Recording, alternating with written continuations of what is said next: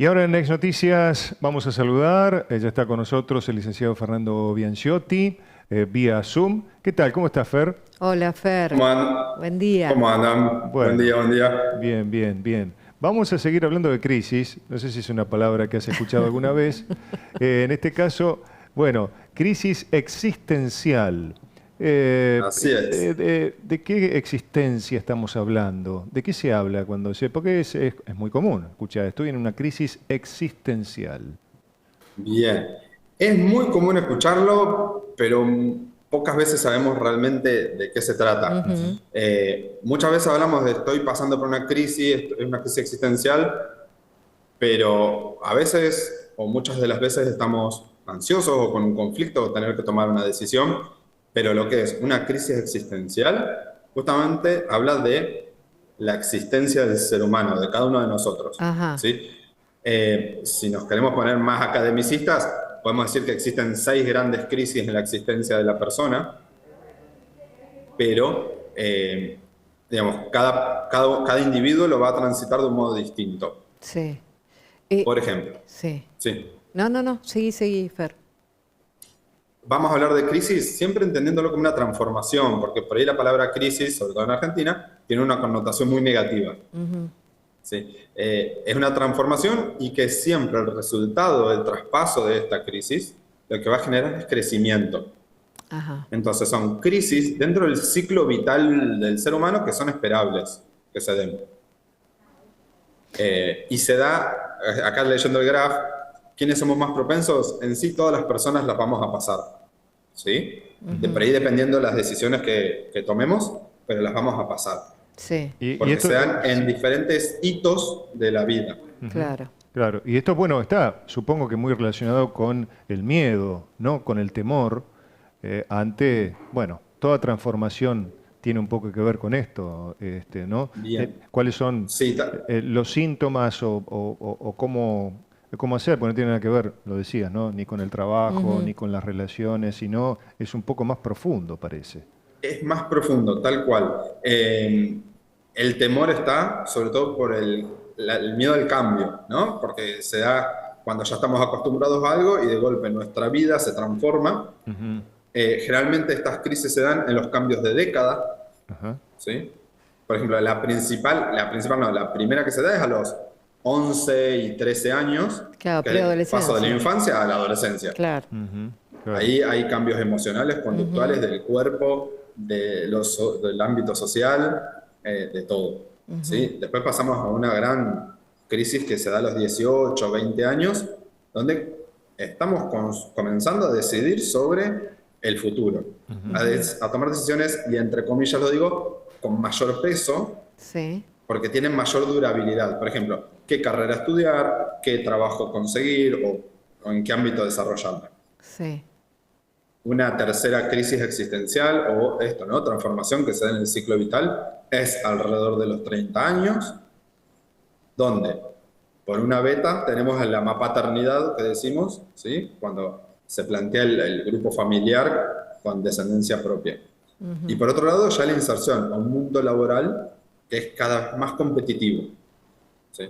Entonces, por ahí, entre los 20 y 30 años, nos damos ese lujo de ir transformándolo, estar 2 años en un lugar y si no me gusta me cambio y me transformo, pero ya con 30 años empezamos a tener otra visión de buscar una perdurabilidad en los espacios para generar mayor seguridad y afianzamiento en lo económico. Ujú. ¿Sí?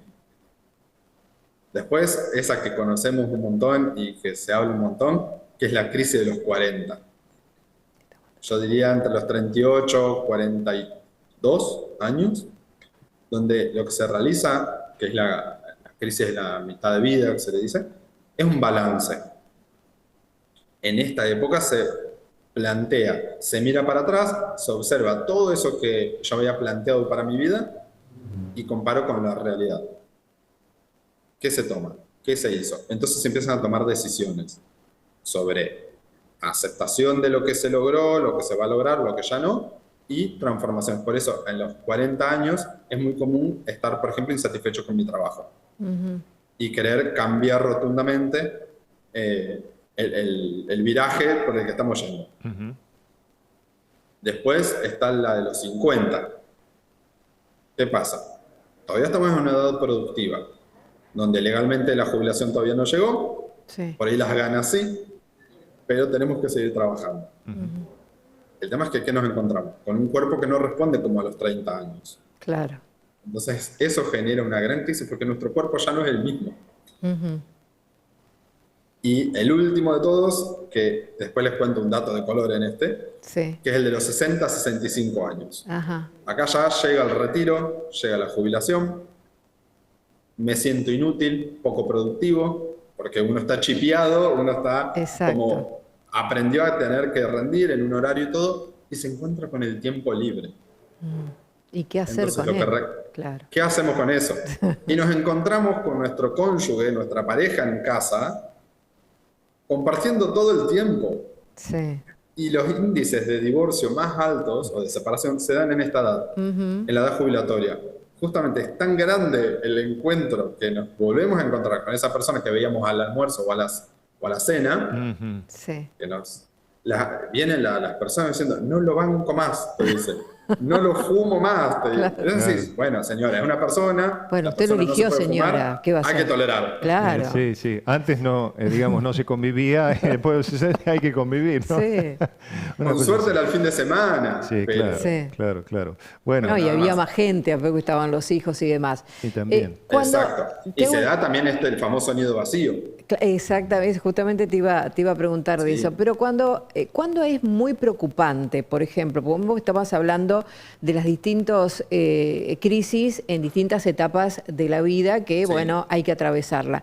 Pero cuando uno Y le son pierde... esperables. Está bien que sucedan. Exacto. Pero cuando es que es alarmante, por ejemplo, cuando uno le pierde el sentido a la vida, por ejemplo, eso ya es alarmante, porque debe ir supuesto. sumado con otro tipo de síntomas. Exacto. Cuando estas crisis, cuando estas transformaciones me dejan en un lugar más de desvalimiento, en el que no puedo avanzar, en el que no puedo movilizarme y me siento muy estancado, Sí. y cuando, por ejemplo, dejo de disfrutar actividades que anteriormente siempre disfrutaba, por ejemplo, juntarme con mis amistades, comer una comida rica que me gusta preparar, cocinar para mi familia o para mí mismo, no sé, dormir la siesta, ya se pierde el gusto por esas cosas simples, son señales de alarma, de alerta que hay que tener en cuenta. Y ahí hay que pedir ayuda, Exactamente, sí. reconocer qué te pasa y pedir ayuda. Que no está mal pedir ayuda. Exacto. Los profesionales de la salud mental, estamos a disposición en lo público y en lo privado, y no es para los locos, que es algo que también se suele decir mucho. Sí. Aunque ha Bueno, cambiado un poco eso ya. sí. Sí, Bueno, sí. Gracias, Fer. Fer, lo relacionamos mucho la crisis existencial cuando dijiste temor al cambio, Sí. qué pasa. Bueno, la Argentina, ¿no? Estamos continuamente en Crisis existencial, Siempre. parece. Está en constante transformación. Claro, Exacto. claro. Bueno, siempre es para algo, esperemos que sea siempre para algo bueno, ¿no? Sí. Y que nos sirva. Gracias, Fer. Chau, Hasta chau. luego, hasta luego.